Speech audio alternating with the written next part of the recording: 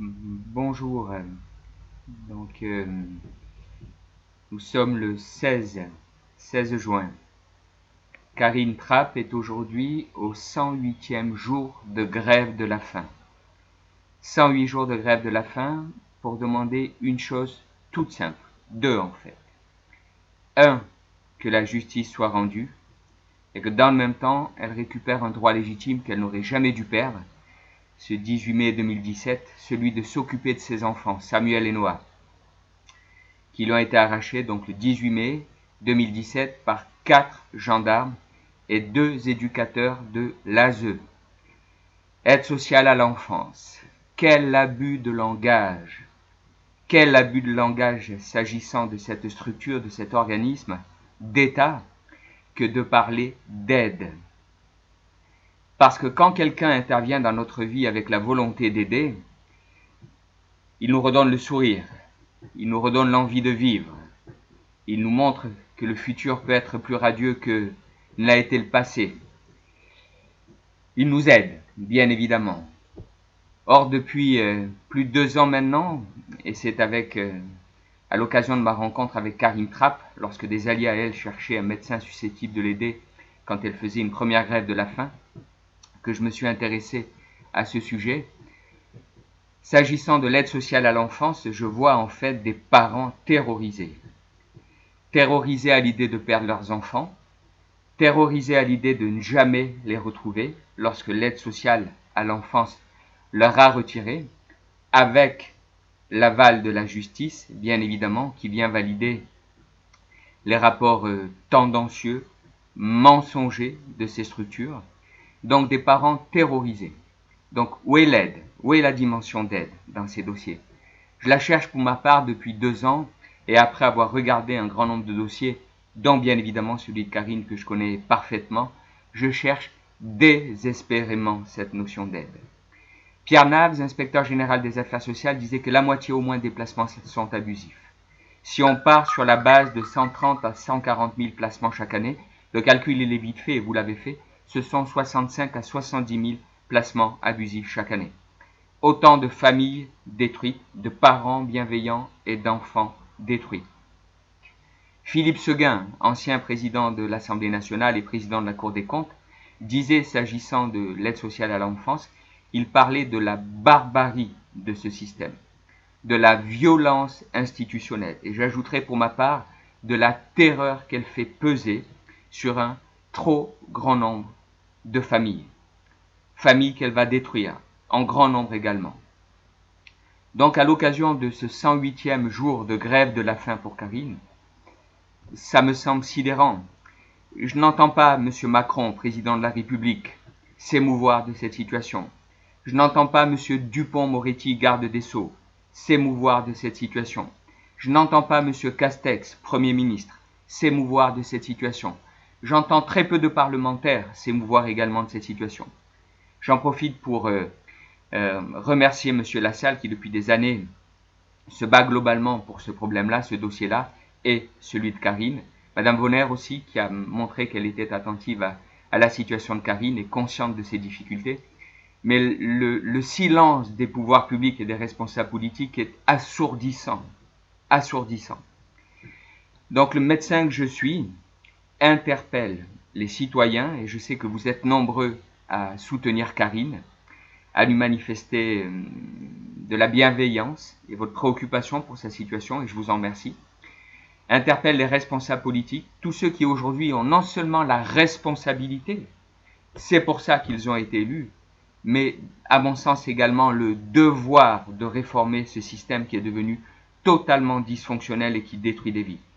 Ça doit cesser. Ça doit cesser pour Karine, ma conjointe, et ça doit cesser pour ces dizaines de milliers de familles terrorisées par l'aide sociale à l'enfance, avec la complicité de la justice, d'un trop grand nombre de magistrats qui valident des dossiers qui sont choquants, choquants, choquants parce qu'ils maltraitent les faits et la vérité. La justice elle-même maltraite les faits et la vérité. Mais est-ce qu'on est vraiment dans un état de droit quand la justice peut rendre la justice en maltraitant à ce point la vérité, en niant le droit des parents? Il faut quand même comprendre aussi que dans ces domaines-là, celui des placements d'enfants, juge aux affaires familiales et juge des enfants, Les parents n'ont pas accès au dossier. Les avocats de criminels ou des criminels eux-mêmes ont accès à leur dossier. Pas dans le domaine des placements d'enfants. Ça suffit, c'est un déni de droit. Pour un grand nombre de ces dossiers, la France serait condamnée. Si ces dossiers venaient à être jugés par la Cour européenne des droits de l'homme, et d'ailleurs la France a été condamnée en 2020 par la Cour européenne des droits de l'homme, dans un grand nombre de ces dossiers, la France serait condamnée. Pour une raison très simple, c'est que ces mesures de placement qui devraient être l'exception sont devenues la règle, sont devenues le mode opératoire par défaut. Ces placements devraient être exceptionnels. La Cour européenne des droits de l'homme a défini ce que devraient être les notions, les concepts, les valeurs qui sous-tendent ces interventions. La notion d'impériosité. La notion d'impériosité. On devrait recourir à des placements d'enfants lorsqu'il n'y a aucun autre moyen pour garantir la sécurité de l'enfant. Or, ma propre réalité sur le terrain, celle que j'ai acquise en me confrontant au terrain, c'est qu'en fait, dans un grand nombre de cas, ces enfants sont enlevés à des parents bienveillants. Aucune notion de maltraitance, aucune notion de danger. Donc, bien évidemment, a fortiori, aucune notion d'impériosité pour retirer ces enfants. Ce sont des vies d'enfants qui sont détruites et ce sont des vies de parents qui sont détruites. Combien meurent d'AVC, d'infarctus, épuisés par des années de procédures, d'injustice, de harcèlement judiciaire comme celui que vit Karine. Donc ça doit cesser. Et je veux remercier Grain de Sable qui hier a mis en ligne la vidéo d'un entretien que Karine lui a donné. J'ai participé également.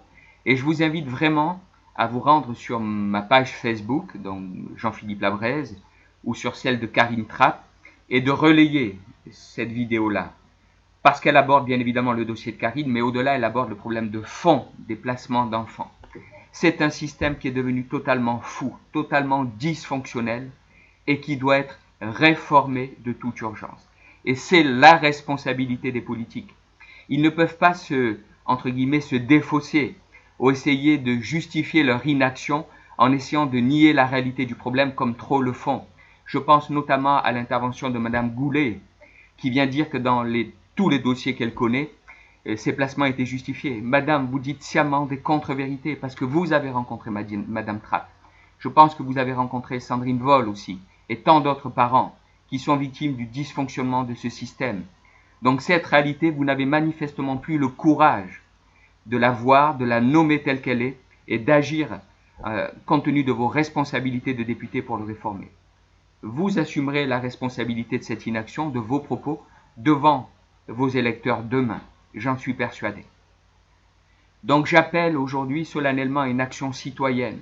Ce message, il doit être repris par tous.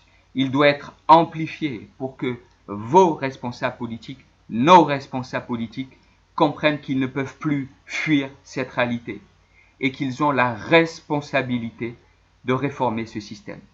Et aujourd'hui, j'en profite pour solennellement en appeler à M. Macron, président de la République, M. Dupond-Moretti, garde des Sceaux, M. Jean Castex, Premier ministre. Vous avez ici aujourd'hui dans ce pays, la France, pays des droits de l'homme, une maman qui est à 108 jours de grève de la faim parce qu'elle vit un véritable harcèlement judiciaire depuis 4 ans.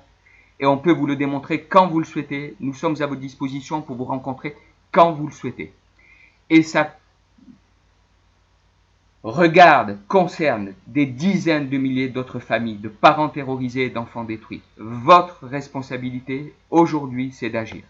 Et nous, citoyens, allons vous interpeller aujourd'hui, demain, dans les semaines et les mois qui viennent, tant que vous n'aurez pas fait ce travail-là dans l'intérêt des parents qui sont détruits et des enfants qui sont détruits. Merci pour votre attention.